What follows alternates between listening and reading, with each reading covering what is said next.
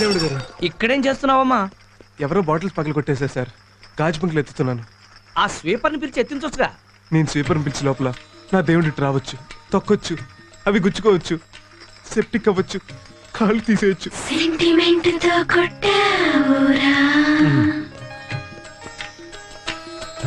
Brother మనలో మనమాట. ఆయన ఇటు వస్తున్నాడని తెలిసి గాజు పెంకులు ఇక్కడ పడేసి ఊడుస్తున్నావు కదా. కాదే, ఆ ట్రేల బాటిల్ తీసి నేనే పగలు కొట్టాను. గొర్రె కషాయం నమ్మినట్టు నమ్ముతున్నావు. ఏదో ఒక రోజున ఆడు నేను కసక్కనేసేస్తాడు. చే, వాడి మంచితనం చూసి నీకు అసూయ, కుళ్ళు. ఆ కుర్రాళ్ళలో ఎంత మార్పు వచ్చిందో కళ్ళ ముందు కనపట్లా? కనబడుతూనే ఉంది. అదిగో అలా చూడండి. మిస్టర్ పరశురామ్, ఇట్రా. దేవుడు గారు, నువ్వు పని ఎగ్గొట్టింది కాకుండా వాళ్ళ పని కూడా చెరగొట్టి అసుకు కొడుతున్నావా? లైన్ లో పెడుతున్నట్టున్నాడు. చిచి, అలాంటిదేమీ లేదు సార్. మన డ్రింక్ సేల్స్ ఎలా పెంచాలో వాళ్ళతో డిస్కస్ చేస్తున్నాను. సేల్స్ గురించా? అవును సార్. ఏ ప్రోడక్ట్ అయినా లేడీస్ని అట్రాక్ట్ చేస్తే ఆ ప్రోడక్ట్ ఇంప్రూవ్ అవుతుంది. అందుకే వాళ్ళ దగ్గరకు వచ్చిన వాళ్ళ మెంటాలిటీస్ ఏంటో తెలుసుకుంటున్నాను. ఉదాహరణకి బాయ్ ఫ్రెండ్తోనో భర్తతోనో సినిమాకి వెళ్తాను అనుకోండి, వాడి ఇంటర్వెల్లో ఉండు కూల్ డ్రింక్ తెస్తానంటాడు. ఎందుకండి, 5 రూపాయలు వేస్ట్ అంటారు. అదే మన బాటిల్ మూత మీద 5 బొట్టు స్టిక్కర్లు అంటించాం అనుకోండి, ఫ్రీగా వచ్చేస్తానని, ఏమండి కూల్ డ్రింక్ తీసుకురండి, ఏమండి కూల్ డ్రింక్ తీసుకురండి అని సినిమా లోపల 5 తెప్పించింది అవుతారు సార్. కరెక్టేనయ్యా, ఈ ఐడియా చాలా బాగుంది. దీన్ని వెంటనే అమలు చేయాలి. నిన్ను రేపటి నుంచి ఆఫీస్ బాయ్ గా తీసేస్తున్నాను. సార్, దొంగతనాలు ఎలా చేయాలో కూడా మర్చిపోయాను. ఇప్పుడు మీరు ఉద్యోగం తీసేస్తే ఎందుకు పనికిరాను? సూపర్వైజర్ గా ప్రమోట్ చేస్తున్నానయ్యా. Thank you sir, thank you very much. జీతం కూడా ఒక 5,000 ఎక్కువ తీసుకో. Thank you sir. నా ఫ్యాక్టరీలో నాకే జీతం ఇస్తావా? 2 నెలలు నీకు ఇస్తా. ఆ 420 గాడికి ఉద్యోగం ఇవ్వడమే తప్పు. అది చాలదన్నట్టు ప్రమోషన్ కూడా ఇస్తావా? అబ్బా, ఏంట్రా నీ గోల? మాట్లాడితే ఆ కుర్రాడి మీద ఏడుస్తావు. నేనే అడవడం కాదు, ఏదో రోజు ఆడి చేతిలో దెబ్బ అయిపోయి గొక్కెట్ నువ్వే ఏడుస్తావు. వాడిని చాలా తెలుగుగా పడేస్తున్నాడు. లేదు, నేను వాడిని క్లీన్ గా అబ్జర్వ్ చేస్తున్నాను. వాళ్ళు చాలా మార్పు వచ్చింది. 25,000 ఇస్తాను. అయితే పలకం దూరు, ఇప్పుడే రుజువు చేస్తాను. సరే. Mister Parashuram, come to chairman chamber. ఏంటి సార్? బాసు బయట పోయాడు, రా కూర్చో, కబుర్లు చెప్పుకుందాం.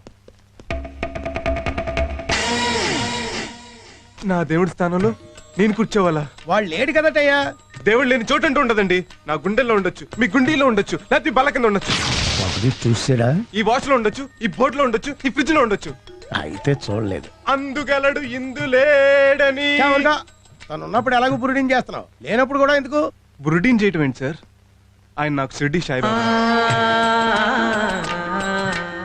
ఆడు బాబాయ్ అంటే బాబా గుడి దగ్గర బ్యాగర్లా ఉంటాడు. సారీ, మిమ్మల్ని ఒకటి పీకుతా. ఇంకోసారి నా దేవుడి గురించి చులకనగా మాట్లాడితే నువ్వు కారు వేసుకొస్తున్నప్పుడు లారీతో గుర్తు చంపేస్తా. అది కాదయ్యా, బంగారం లాంటి కుర్రోడివి, నీకు తన కూతురు నుంచి పెళ్లి చేయడానికి ఏంటి రోగం? ఆశ కూడా అద్దుండాలి. ఆ మహానుభావుడికి అల్లుడే అదృష్టం, అర్హత నాకు లేవు. ఆ దేవుడి కూతురుని ప్రేమించి ఆల్రెడీ పెద్ద తప్పు చేశాను. అందుకే ఆయన సేవలు చేసుకుంటూ ఆ తప్పులో కనీసం 50% కవర్ చేసుకుందామని ఈ ఉద్యోగంలో జాయిన్ అయ్యాను. అంటే నువ్వు తను సిన్సియర్ గా ప్రేమించడం లేదన్నమాట. తను నా ప్రాణం, నా బ్లడ్ అంతా తనే ఉంది. అప్పుడు నీకు మ్యారేజ్ చేసుకోవడానికి ఏంటి ప్రాబ్లం? ఆడు ఒప్పుకోడనా? ఏదో మాయ మాటలు చెప్పి లేపు పో, కాదంటే రేప్ చేసేయ్. అప్పుడు చచ్చినట్టు నీకే ఇచ్చి పెళ్లి చేస్తాడు. ఒకసారి చేయి వదులుతారా? ఈసారి స్ట్రాంగ్ ఒకటి పీకుతానే. ఆ దేవుడి దగ్గర పూజారిగా ఉంటూ కర్పూరం అంటించాల్సి నువ్వు కంపరెంట్ ఇస్తావా? మేఘలు గొప్ప పెళ్ళాడాలి. నా దేవుడికి దేవుడి లాంటి అల్లుడు రావాలి. అదే నా లేటెస్ట్ అంబిషన్. తప్పకా ఆ కన్నీళ్ళేంటి? నన్ను కొట్టాడనా, నిన్ను తొక్కాడనా? నా డ్రైవర్ తిట్టాడని. 25 ఏళ్ల నుంచి ఉన్నావు, నువ్వెప్పుడైనా నన్ను దేవుడు అన్నావురా? మనసంటే అదిరా, మనిషి అంటే వాడురా. బురిడి అంటే నువ్వురా. సార్, భగవాన్ అంటే మీరేనా? అవును. ఒకసారి లేవరా, ఒకసారి నవ్వరా, కొంచెం చూడరా. ఏంటి అమ్మాయితో కలిపి ఫోటో తీశారు? ఏదైనా మర్డర్ కేసులో ఇరికిస్తున్నారా? లేదు బాబు, తను నీ ఫ్యాను. AC, fridge. నా జన్మ ధన్యమైంది సార్. ఎందుకు? మీతో ఫోటో తీయించుకున్నందుకు. నేనేమైనా సచిన్ తెందూల్కర్ నా, షారూక్ ఖాన్ నా? వాళ్ళకంటే మీరే గొప్ప సార్. ఎందులో? పెళ్లి చేసుకోవడంలో. కొంచెం ఒక్క లైన్ లో స్టోరీ చెప్తారా? ఎక్స్క్యూజ్ మీ, మీరు పెళ్లి చేసుకోబోతున్న ప్రభావతికి ఇప్పటికీ 56 సంబంధాలు వచ్చాయి. 57. Oh, recently one is coming. No, I forgot, sorry డా. అందులో ఒక్కటి కూడా సెటిల్ కాలేదు. Reason I will tell you. She is 97 to 99 వరకు బోస్ డీకే సాఫ్ట్వేర్ కంపెనీలో వర్క్ చేసింది. అక్కడ బాస్ అయిన బోసు ఈ ప్రభావతి పర్సనాలిటీ చూసి గాకాడు. ఉద్యోగం నిలబడాలంటే పబ్లిక్ రిలేషన్స్ ముఖ్యమని ఆమె సరెండర్ అయింది. 2 years. ఆ తర్వాత మోజీ తీరిన బోసు జాబ్ నుంచి గెట్అవుట్ చేసేశాడు.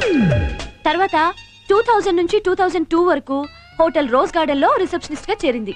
అక్కడ కుర్ర ఎండి మీ కాబోయే వైఫ్ ని చూసి పిచ్చెక్కిపోయి ప్రేమించానన్నాడు. Yeah. పొంగిపోయింది. Yeah. పెళ్లి చేసుకుంటానన్నాడు. లొంగిపోయింది. రీసెంట్ గా ద గ్రేట్ మిస్టర్ ఏవి రావు దగ్గర పిఏగా 6 నెలలు చేసి ఆయన కూడా లొంగిపోయిందా? అబ్సల్యూట్లీ బాగా క్యాచ్ చేశారు. అటువంటి అమ్మాయిని ఎవరు చేసుకోరు అని టాక్ ఆఫ్ ద టౌన్ వచ్చిన మీరు కిలోమీటర్ అంతా విశాల హృదయంతో ఫ్రంట్ కొచ్చారండి. రండి కూర్చోండి. అమ్మా ప్రభావతి, టిఫిన్ తీసుకురా. ఏం చేస్తుంటారు మీరు? ఆర్టీసీలో పిఆర్ఓగా చేసి లాస్ట్ ఇయర్ రిటైర్ అయ్యా. ప్రస్తుతం ఖాళీగానే ఉన్నా. కూతురు సంపాదించుకొస్తుంటే కూర్చుని తింటున్నారన్నమాట. ఈ అమ్మాయే కదా పెళ్లి కూతురు? అవునండి. కూర్చోమ్మా. ఇప్పటి వరకు పెళ్లి ఎందుకు కాలేదు? మొన్నటిదాకా పెద్దమ్మాయి దాని పిల్లలు కూడా దీని సంపాదన మీదే ఆధారపడి ఉన్నారు. అంతేనా? ఇన్నాళ్ళు మొగుడు అవసరం రాక మీరు బోస్ డీకే సాఫ్ట్వేర్ కంపెనీలో పనిచేశారా? చేశాను. అయితే నిజమేనన్నమాట. రోజ్ గార్డెన్ హోటల్లో చేశాను. అది నిజమే. ఏవి రావు దగ్గర కూడా చేశాను. అయితే వాళ్ళు చెప్పింది 100% నిజం అన్నమాట. నా దగ్గర కూడా మంచి పిఏ పోస్ట్ ఖాళీగా ఉంది. చేస్తావా? అదేంటండి, పెళ్లి చూపులకు వచ్చి ఉద్యోగం చేస్తావా అంటారు? నేను సంసారం చేసే మంచి పిల్లని పెళ్లి చేసుకోవాలనుకుంటున్నాను. వ్యభిచారం చేసే పిల్లని కాదు. ఏమండి, ఏంటి మీరు మాట్లాడేది? నిజంరా, ఊరంతా రంక మొగుళ్ళు. దీనికి పెళ్ళెందుకురా? ఏం కూర్చోవరా నిన్ను? అరే, వదలరా. వదలు. నీ కూతురు పెద్ద పతివ్రత అనుకుంటావా? ఇంకొక మాట మాట్లాడమంటే చంపేస్తాను. Out, get out. Please please, నీ మెడలో తాళి కట్టి పెడతాను అని అంటాననుకుంటున్నావా? I'm getting out. నోటికొచ్చినట్టు వాగుతున్నాడు వెధవ. తప్పు వీడిది కాదు. దీనికంతటికి కారణం ఎవరో నాకిప్పుడు అర్థమైంది.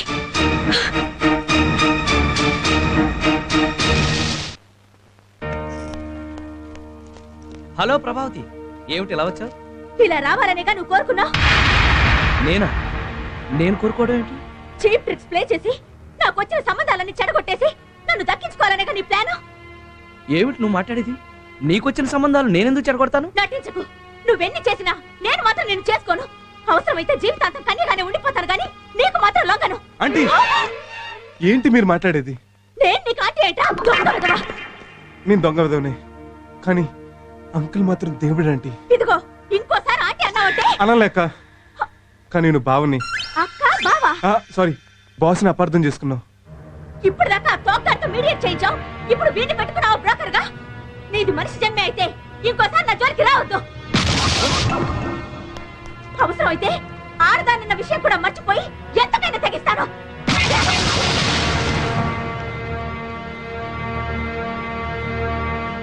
నన్ను క్షమించండి సార్. ఏంటిది? లే లే లే. ఇదంతా నా వల్లే జరిగింది. ఆ రోజు నీకు తాగి వాగకపోతే ఇప్పటికి మీ పెళ్లి జరిగేది.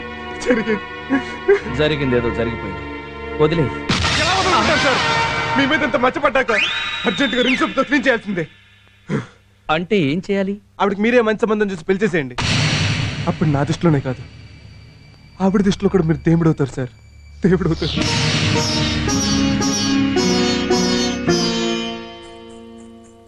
ఆంటీ, తాతయ్య మిమ్మల్ని పిలుస్తున్నారు. ఎందుకు? పిన్నిని చూడ్డానికి పెళ్లి వాళ్ళు వచ్చారు. పెళ్లి వాళ్ళ?